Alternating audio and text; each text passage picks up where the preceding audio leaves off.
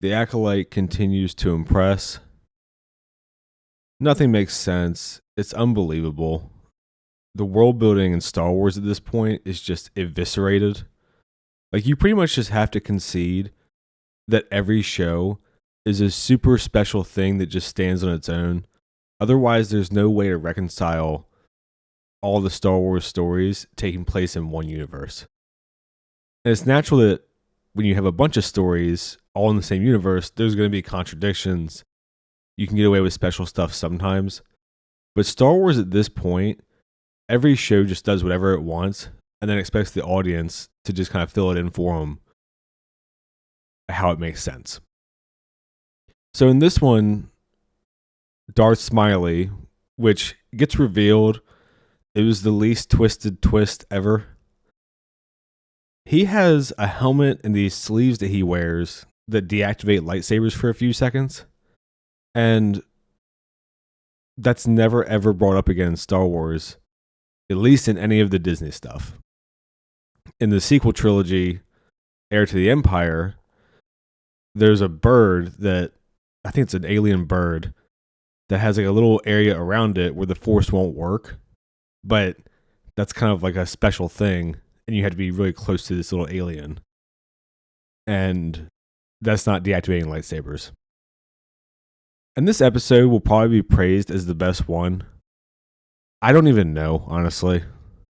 Because the damage that this does to the lore or the world building of all of Star Wars is amazing.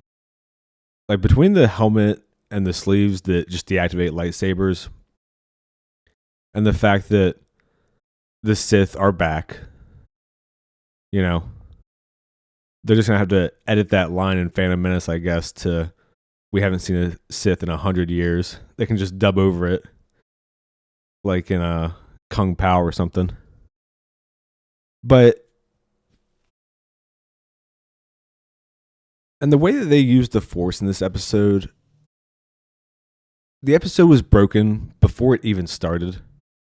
Because, and this is like from the expanded lore that I guess is no longer canon, but it's kind of also how they've always treated lightsaber fights in Star Wars. So I think it still pretty much falls into canon. Is that when the Force users are fighting each other, they essentially protect themselves from Force attacks. So if you're roughly equal to someone in the Force, then you resort to lightsabers. Like, that's why you see Yoda and Dooku start off with Force powers, and then Dooku says it appears we're equally matched in the Force, and they pull out their lightsabers and start fighting. You see this again with Palpatine and Yoda. And the books, this is the Darth Bane books, it gets explained like this, that they always got themselves kind of wrapped in a Force, like, defensive barrier. So unless you really overwhelmingly unless you really overwhelm somebody in Force power, you need the lightsaber because you can't beat them with just the Force. So the last episode ending the way that it did, where just a flick of his wrist and he blows everyone away with the Force, there would never even be a need for him to pull out a lightsaber. Because why would he? Like, why have a lightsaber duel when you already overwhelm your enemies with the Force? And he's a Sith, so it's not like there's honor or mercy or anything else. I will give the show some positive praise. The choreography was decent, and that's about all I can say. There is one little thing in here that I like that he does.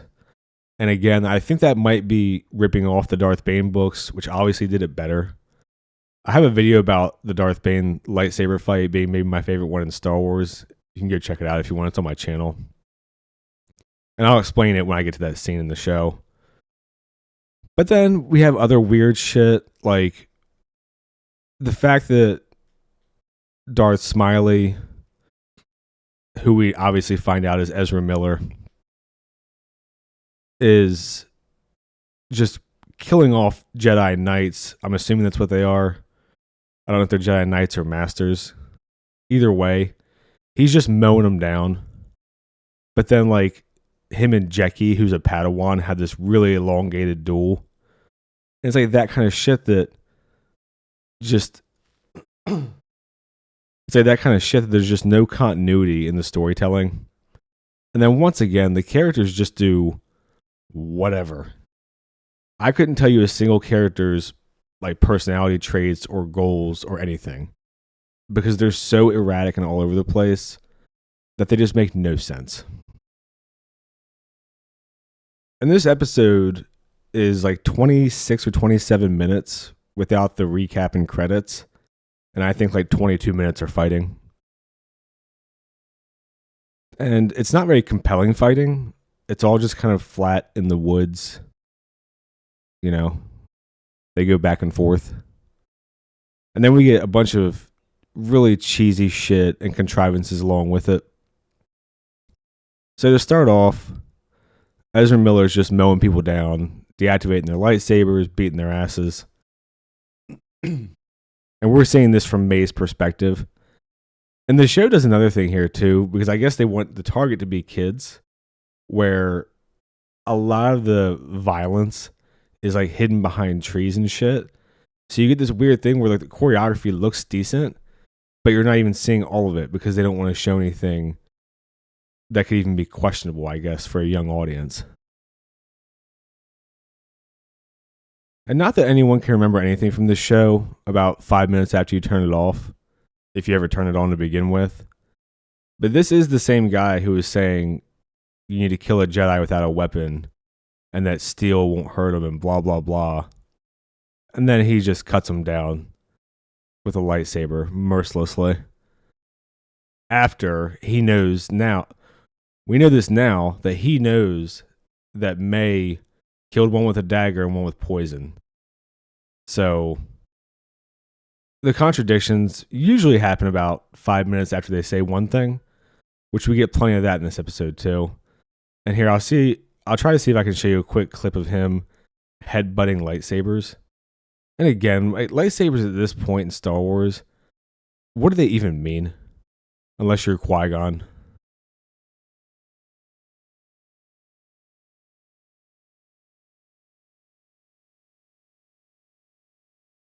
And when I was talking about him just overwhelming them with the Force, this scene is another little example of that, where you can see he has this one Jedi skewered, and then he uses the Force to just pull the other one onto the saber. Like, if you're that much more powerful than your enemies, why bother? Just strangle them to death and be done with it. And again, this show manages to fit like every terrible movie thing into this one show. And a lot of them they fit in this one episode. So Fusion Frenzy is on the ground here because Darth Smiley or Ezra Miller hit his leg. And he's walking up to him to execute him. And May shoots him with a stun gun. So he just starts walking after her like he's Michael Myers instead of finishing off Yord. Just that type of shit. I mean, it doesn't matter because it ends up happening in a few minutes anyway. But still. And this is going to be a nitpick, and I don't care. Ezra Miller throws his lightsaber at Osha because she's running. And you can see that the trees are cut diagonally. But instead of the trees like sliding down the diagonal, because, you know, physics, they actually fall the other way. And it's just like, why? I guess because they wanted you to be able to see the cut stumps and it looks cooler. But it's just one of those things that's like, come on, man. Like, pay some attention to detail. Just ever. And right here, they just go full retard with the Jedi. Squid Game says civilian to the ship and then just tosses her to Fusion Frenzy with the Force. And he says civilian to the ship. And it's like, you guys have been letting her come along, pretty much just working along with you the first half of the season. And all of a sudden now she's a civilian. Again, there's no through line with any of the characters or their personality traits. It's just kind of whatever we want for this scene to happen, we're going to fucking do. And hope that no one remembers 2 minutes ago. Like the audience are all just goldfish. And right here, we get a nice little setup for one of the contradictions we're going to get in about 5 minutes, where she wants to go back. Osha does. And Fusion Frenzy's like, Squid Game gave me an order. I don't want to subdue you, but I will. And then in a couple minutes here, she's going to say it again. He's going to go, oh, okay. Oh my God. You have to wonder, did they even like watch the show themselves? I mean, this might just be like no editing. They just recorded shit, slapped it together, and called it a day. Maybe they ran out of money. 200 million wasn't enough. And I just really hate how they've turned the Jedi into police, which again makes me think that it's almost a certainty that they make the Jedi the bad guys. My guess would be next week we'll get another flashback, but from May's perspective, and we'll all see that the Jedi are evil. And something this show does, I think, to try to make the fight feel more impressive than it is essentially we get one little sequence with Squid Game and Ezra Miller, and then it cuts away. And then right here, after this scene that I have it paused on, he runs towards him, we go to another scene, and then we come back and do it again. So we just like these brief little sequences. And I think what they're trying to do is make what's really like a 30-second kind of just straight up lightsaber fight feel like it's longer and bigger than it is. So Jackie, who I've been calling Sumi, runs in and drop kicks May. And this is like a Star Wars issue that I don't know why they haven't figured out how to resolve. But we see her use the Force on May in a couple minutes here, well, like 30 seconds. And May can't resist at all. So it's like, why are we getting these fist fight sequences in Star Wars instead of you just using the Force and subduing her? And they've never really figured out how to address this because the Force should always be their go-to, especially against non-Force users, which I guess May is a Force user, but she's just weak as shit apparently. So then we just get these unnecessary fights that make no sense, that shouldn't even exist in the first place. And then here, I guess they have Miranda rights in Star Wars, because Sumi is trying to arrest her, and she's literally saying, you're under arrest for the murder of blah, blah, blah, blah. And she also throws in the murder of her witch's family. And it's like, how do you even know about that? And also, even if you do know about it, is there proof? You weren't there. So we get this long, drawn-out fight. Instead of her just cutting May down, which is what she should be doing, or at a minimum, subduing her with the Force. Because remember, she's arresting her for the murder of like at least 2 Jedi Masters, possibly Kalnaka if you want to throw him in there too, since they don't know. Which she actually, I don't think she says his name. Okay, she actually does throw his name in there. And that's after they've seen Darth Smiley and May was presumably trying to turn herself in. Either way. So she's listing off all these murders and having a fist fight with her instead of pulling out her lightsaber and being like, get on the fucking ground. Or disabling her, cutting off an arm or a leg or whatever. Or just using the Force and dragging her ass through the woods. Just so we can have this long ass fight sequence. Because they wanted fist fights in Star Wars. Squid Game tells him to take off his mask. And I guess we're in X-Men now. And this is Magneto. Because Ezra Miller says why, so you can read my thoughts. The implication being that the helmet is preventing Squid Game from reading his mind. I'm not even sure why he would need to read his mind. Like, you can see he's the one in charge. Of course, I'm assuming that the horny mommy that gave birth to the twins will end up being like this secret second boss or some shit in the end. But assuming that it's not, then he's the one in charge. So why does it even matter if he needs to read his thoughts? Especially because in a minute here, after his helmet gets knocked off, he says that he's going to have to kill them all anyway. But the fact that he revealed himself pretty much means that he's going to have to kill them all anyway regardless. Just dumb. And this is probably all just for this line where Squid Game says, what kind of master hides his face from his pupil? And he says, couldn't you say the same about yourself, or whatever bullshit. Generic, we're not so different, you and I, so that we can set this up for next episode where we finally get the truth that everyone's been waiting for. That I'm sure will totally make this entire show make sense. See, and again, we cut back and forth. So they had that one little sequence, that little conversation, and then we cut back to Cocaine Rick James and Sumi fighting. So now both these fights feel longer and more dramatic. I seriously think that's what's happening. And then we cut to Fusion Frenzy, and then we cut again back to Ezra Miller versus Squid Game. So I think all this cutting is done to make things feel bigger and more epic, even though I think it just makes them feel disjointed, honestly. Because this is something that Halo does too in the TV show, and it makes it really hard to watch and follow because you got multiple people running around and they're just cutting like every 30 seconds. And then we cut again to Fusion Frenzy, and he's like, I don't know what he is. He doesn't follow the rules of combat, blah, blah, blah. And then we cut again back to Sumi and Cocaine Rick James.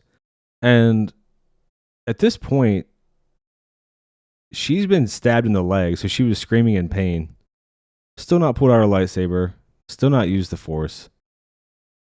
Just makes no sense.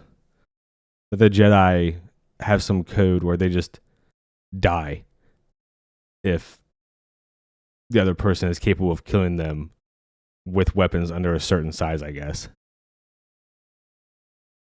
She finally gets her, and she also sees Kalnaka's lightsaber, which May grabbed so that she can use 2 lightsabers later to fight Ezra Miller.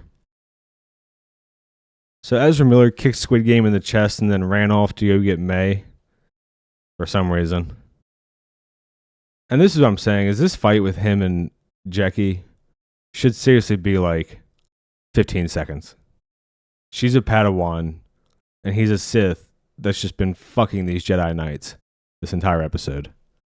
You can see the corpses in the screen.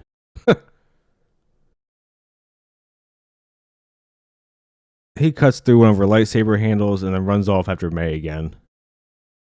I'm not exactly sure why, because we know that she doesn't know anything about him because Squid Game read her thoughts in like episode 2.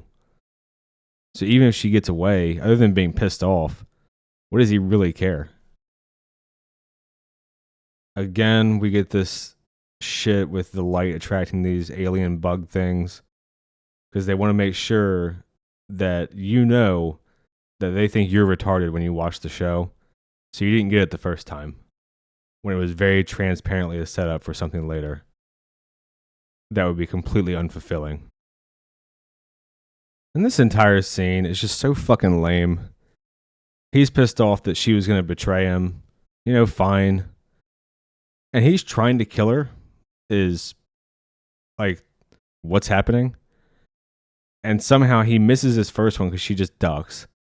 And then when he goes to cut her hair, she sticks her hands out. And he perfectly only cuts through the handcuffs. And then as he's like slowly walking toward her, Squid Game and Sumi show up to save her. And it's like, this bitch who we've seen get thrown around with the Force all season, in handcuffs, puts up more of a fight than half the fucking Jedi did. Just because they want her to escape. And drag this shit out for 8 episodes. Here's some praise. I actually like this little scene. He's fighting the other two, and the choreography's decent. May runs off. He runs after her, uses the Force to throw her against the wall. And as he's about to stab her, Sumi comes in and saves her. That's nice. It's good to see like a smart use of the Force. I mean, obviously, all of this ignores the question of why the fuck do they care if she dies? She's killed 3 Jedi Masters and was working for, at a minimum, a dark side Force user and at maximum a Sith. So, why put your life on the line to fight for her and save her? Don't know. I guess because the story demands it. Okay, after repeatedly trying to get them to go back and Fusion Frenzy saying no, she says they're all going to die, and he goes, okay. So they go back. Him following orders and all that shit 5 minutes ago doesn't matter now. And this little sequence is something that I absolutely hate. I mean, the dumbass headbutting the lightsaber aside, that's obviously just idiotic. Once his lightsaber is disabled, he like maneuvers beside him and is able to block him and prevent himself from being stabbed. And it's like, if you lose your lightsaber in battle, that should just be death. Like, if you get disarmed and the opponent has a lightsaber, you should die. And this is something that Disney Star Wars has done fucking repeatedly. Darth Vader doesn't pull his lightsaber out against Reva and he's like dancing and toying with her in the Kenobi show. Also in the Kenobi show, Obi-Wan and Anakin are training in a flashback. Obi-Wan gets disarmed, rolls away, and then just takes the lightsaber from Anakin like he's a child. Like, this kind of shit just makes the lightsabers less and less threatening every time they do it. And they've done it a lot. And this little sequence for the reveal is obviously retarded. She elbows him in the face and that knocks his helmet off. You couldn't pull the helmet off of somebody on a motorcycle, like wearing a motorcycle helmet. I would imagine that you can't elbow somebody's fucking Sith helmet off. But that aside, this little maneuver that he does, I actually really like, but I'm pretty sure they yanked it from the Darth Bane book and then just made it worse. So when she's attacking, he pulls a second lightsaber out of the hilt of his regular one, or his original one, and then he has 2. So then he blocks her swing and then just stabs her like 3 times through the chest. And that's a cool maneuver because, you know, it kind of relies on deceit and dishonesty. It's very Sith appropriate. Which, you know, maybe they actually did just think of this separately. I don't know. But my guess is that they either heard about it or read about it in the Darth Bane book. Again, I did a video on it on why I like it so much. But in the Darth Bane book, it was awesome because Darth Bane is dueling like the best duelist in the Old Republic era. It's like 10,000 years before the movies. And he's also a Sith. And he's the one who trained Darth Bane. And he had used a dual-bladed lightsaber the entire time they fought. Kind of like the one that Darth Maul uses. And you know, Darth Bane asked him why he used it. And he was like, oh, like there's a mental advantage. Because physically, you know, if you know where one end of the blade is, you know where the other is. And then they're having this duel because they turn on each other because they're Sith. And his master was losing the duel. And he's like, you should have killed me when you had the chance, Bane. And he unclicks it in the middle, and then he's dual wielding. And he just completely overwhelms Darth Bane. And it's awesome because... Sorry. It's awesome because they were master and apprentice, but he had been holding that back the entire time, just in case he had to fight him one day. Like, that's such a Sith thing to do, and it just really reflects their mentality. So when it's done in the book, it's awesome. Here, it's a neat little trick, and I like it, but it's not nearly as satisfying of a payoff as it is in the Darth Bane book. Would definitely recommend it if you haven't read it. Oh yeah, also, I guess she's dead. I mean, it's Star Wars at this point, so who the fuck knows? But assuming she's dead, does anyone really care? I mean, she was like kind of sassy to Yord, and that's pretty much it. So, yeah. Tough titties, I guess. So we get the reveal that everyone predicted, and that's kind of why I'm wondering if the horny mommy will actually be like the secret boss, and that this is kind of a thing where he's looking for an apprentice because he's currently her apprentice. But either way, this is like the least surprising reveal ever. So there you have it. And I will say, up to this point, I've only praised Squid Game's acting. And I actually think that this guy does a better job of being essentially two people than Amanda Stenberg as Osha and May by like a mile. Like his personality from the first couple episodes to this one changed completely, and he does feel like a totally different person. I mean, obviously the writing is not his fault.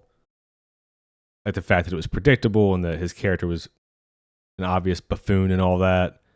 And then of course you have questions like, why couldn't any of them sense that he was a powerful dark side force user? But that happens in the prequel trilogy too, so you have to assume he's masking himself. But if Squid Game had read his thoughts in episode 2, would that have just like ended the season? Which they had done like 3 times the first 2 episodes up to that point. And he actually does it in that episode to May. So there's all those issues still, but I'll at least praise the acting. And also, he looks like he's pretty ripped, which I'm surprised. So good for him. And this is like a decent thing that gets pointed out, but then it goes no further. Because Squid Game is like, she was a child. And he's like, yeah, you brought her here. Which is an issue that's never really been addressed, as far as I'm aware, in Star Wars, about them like taking children into war zones and stuff. But they don't really explore it beyond that. He just kind of points it out, and then they move on. So there you go. You can see he clearly hasn't been missing arm day. And he throws his cloak at Squid Game, and then force chokes May. And I wish he would just skewer her and not do like the Bond villain monologuing thing. But obviously she has to be redeemed by the end of the season, so. And then of course we just get a full scene of retardation here. So he starts bitching because Squid Game attacked while his back was turned. And also he fought off Squid Game while choking May. But I don't know if the writers of this show understand how hostages work. Like, right now, what you have is a Sith Master and an apprentice. The Sith Master is taking the apprentice hostage to keep Squid Game from attacking.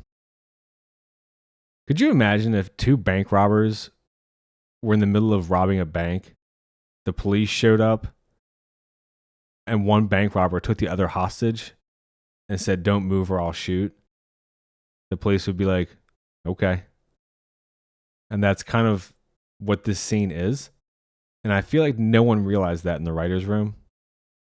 I mean, I know they would try to justify it that he's a Jedi and he doesn't want to see innocent lives taken and blah, blah, blah. But she's also a convicted murderer that they were trying to arrest. And I don't know if they had the death sentence in Star Wars, but at a minimum, she was going to spend the rest of her life in jail. So doesn't really seem like a very useful hostage to me. I mean, I'm no expert in, kidnapping people or anything like that, but that's how it seems to me. And of course, because everyone's a fucking idiot, Squid Game throws his lightsaber down and says, what do you want? And what are you? And blah, blah, blah. And he says, you might call me a Sith. And then he asks what he wants, and he says freedom. So I guess maybe the writers of this show were fans of Attack on Titan or something. I don't know. And they probably didn't understand that show either. And they also clearly don't understand the Sith. Because the Sith pursuit is power and domination. So kind of weird to have him call himself a Sith and then his motivation be stupid and kind of vague. He's like anti-establishment and anti-rules. But he also says because his face got revealed that he has to kill them all now. Which I would assume he was going to do anyway. He was killing a shitload of them with his helmet on. And I'm guessing because, they're going to try to defend that this shit doesn't break canon. that they're all going to die. Like, those two are going to die together in the end. And then May and Osha will fuck off and just hide. And the Jedi Council will pretend that they didn't just lose like 4 Jedi Masters and 15 fucking Jedi Apprentices. There'll be no further investigation. All the corpses on the planet will have been eaten by animals. Everything just vanishes. Or they'll make them super corrupt and they'll cover it up. Either way, I don't see it working. I guess we'll see what happens in a couple of weeks, but not super optimistic. And then Fusion Frenzy tries a sneak attack, gets his neck broken. Another death that you're supposed to care about, but why? Yeah. And then his body gets force tossed to the side, and on we go. And then because I guess they had some sort of quota for fistfights to fit into this fucking show, we get another one. Instead of anybody with 2 brain cells to rub together, force grabbing the lightsaber that he just tossed and just skewering him, which he actually does force grab it in just a minute. So he's aware that it's there. But, you know, we got time to fill, so there we are. And yet another cliche that they do poorly. Soul's about to behead him, and Osha yells out, "Soul!" So he stops. He's not supposed to kill an unarmed opponent. So if he just tosses his lightsaber down after murdering 15 fucking Jedi, I guess he's just free to go. Not to mention that he still has the Force, and his lightsaber is also right next to him on the ground. So just none of this makes any sense. This is the writers just not understanding fucking anything. And this isn't even Star Wars. This is just basic logic. I don't know why they think that the Jedi are all fucking Batman who refuse to kill or something. Fucking retarded. And again, another fucking ridiculous scene. They literally watch him pick up his lightsaber. She runs up and sticks a flashlight in his back straps, and the bugs come get him and carry him off. And this is like the equivalent of in Batman Begins, when Batman says, "I'm not going to kill you, but I don't have to save you." Squid Game's like, a Jedi doesn't kill an unarmed opponent, so I'll let you pick your lightsaber up and then put you in a situation where you're going to die. Even though obviously he doesn't, because we still got 3 episodes left. This entire thing is just incredible to me. And I just can't believe that no one watching this show when they presumably edited it or whatever was like, guys, like, none of this makes any sense. I mean, shit. This is just incredible. An episode that is just fighting has managed to be completely fucking moronic the entire time. And then Osha, not that it makes a fucking difference, asked Squid Game why Ezra Miller said that, "Do you think you can trust him?" As if he didn't just say he was a fucking Sith and kill a whole bunch of them and already deceive her sister and the Jedi. Why would you even pay any attention to that? But then Squid Game, I guess, racked with guilt, says, "I'll explain later." I don't fucking know. This show, man. And a couple minutes ago, Osha stun gunned May, and then May just comes in and stun guns Squid Game. If these people were playing KOTOR, all of their awareness would be like -10. How the Jedi don't sense anything in this show is just crazy. But also, I don't know how stun guns work in Star Wars, because she got stunned like 30 seconds ago, and then she's just back. So, whatever, I guess. I guess I assume stun guns because it looks like people were knocked out. People were out of commission for at least a few minutes. And then May and Osha talk, and it's just all this generic, "The Jedi were my family more than you ever were. Oh, the Jedi are bad." They rip off a couple prequel lines in here too. But May's character is just like, what the fuck? Like, she spends 16 years bent on revenge, starts getting it, halfway through says, I'll turn myself in. And then now she's pissed off again at May or at Osha and is like, but the Jedi are evil. And then even when she was going to turn herself in, she kind of didn't. And then she betrayed Ezra Miller. I have no idea. Like, her character is just so fucking erratic. And then even the way that this little confrontation ends kind of makes her evil again. Eviler. Like, she's saying that she did it for Osha and that they're family again and blah, blah, blah. And then she strips her in the woods and leaves her. So, yeah. Yeah, she drops the they've turned you against me. So fucking cheese dick. And it's even more insulting that they fucking retcon their prequels and then have the balls to steal lines from it. Fuck you. And this is just a hilarious conversation. So they say they love each other and cry and hug and blah, blah, blah. And then she gets her in this half-ass hold and is like, May, I came here to arrest you. And it's like, did you? Or were you just dragged along by the Jedi for no real reason?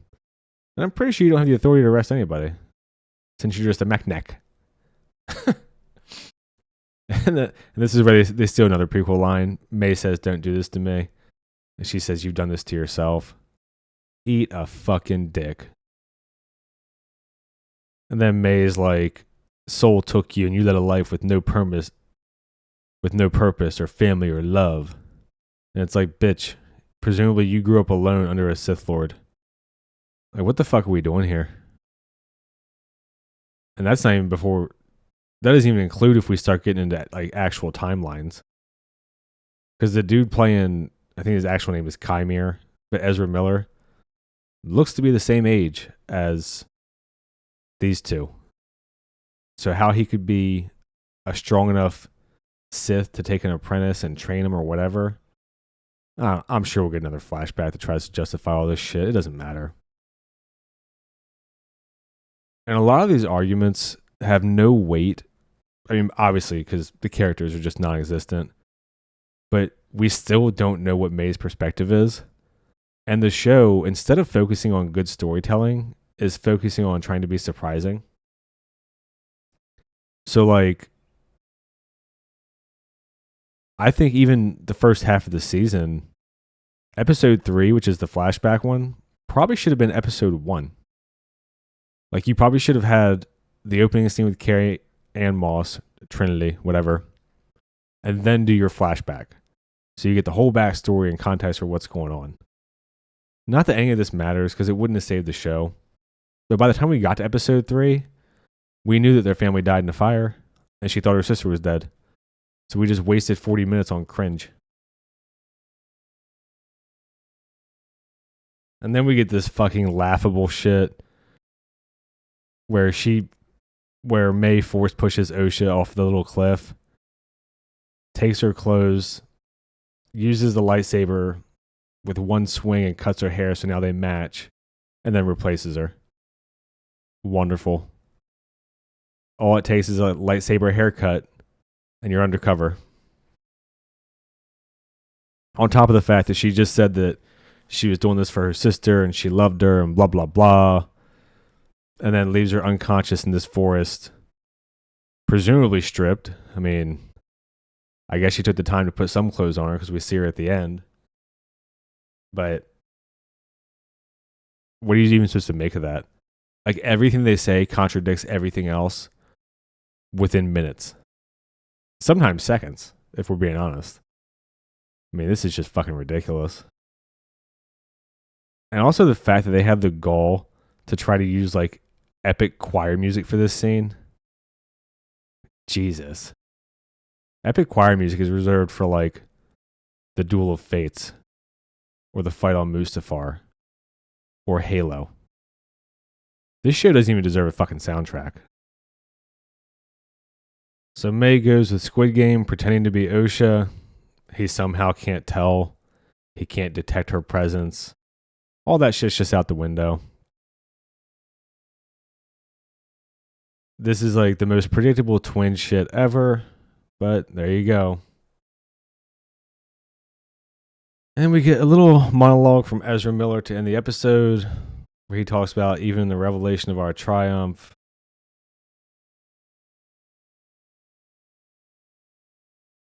We see the depth of our despair. And to me, this just feels like Leslie Headland talking about herself. Her triumph being the success of her career, and the depth of her despair helping Harvey Weinstein do what he did. And that's the episode. So therapy session 5 is over. I think this episode is probably going to get praised as the best one, and I think it's horrendous. I don't know which episode is the worst one. The whole deactivating the lightsabers thing is just unreal to me. And I'm sure there's going to be fucking Disney shills saying that it's cortosis or whatever shit that is used in the books. And this is the bullshit that happens where people pull from the EU, even though it's not canon, to try to defend shit. And the fact that the cortosis is like never mentioned again, never used again, even if it's a rare metal or whatever, you'd think the Sith would pass that down to each other. Can you imagine how big of a boost that would be when they had to fight Jedi to temporarily deactivate their lightsaber blades? They would slaughter them. Or that the Jedi would do the same when they were dealing with Sith. So, world building wise, this episode was a shit show. There was some decent choreography. I like Soul and Ezra Miller for acting at least. But yeah, beyond that, fuck this show. This show sucks my balls. I don't know when it's going to end. Well, I know it's going to end in 3 episodes, but I have no idea how. Because it feels like there's not much left to do. Like, they killed off pretty much everyone. Not that we really cared about any of them because they didn't have personalities. They're just kind of exposition devices to get to the next scene.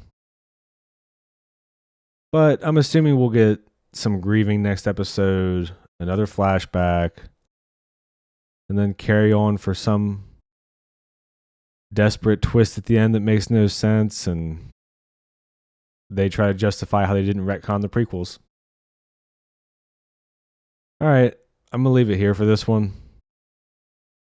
If you're still here, because this is a fairly long video, let me know what you think about this format. Episode 4 and 5 of The Acolyte, I've just recorded and not edited. So essentially what I've been doing is in OBS, I have the show up, I pause the recording, put the image up that I want, and then just talk.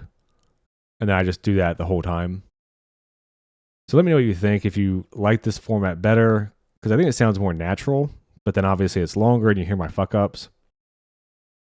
Or if you prefer the edited one, which would probably cut off, it's usually about 25% of the length when I edit. So for this video, it'd be about, I would guess, 13 minutes or something, roughly. But yeah, just let me know what you think if you're here. I mean, obviously not editing saves me a lot of time, but if it makes the video a lot worse, then I don't want to keep doing it. Yeah. Obviously, if you've seen the show, comment, let me know what you think. I try to respond to all the comments that aren't just insults. Like and subscribe and all that shit. Thanks. See ya.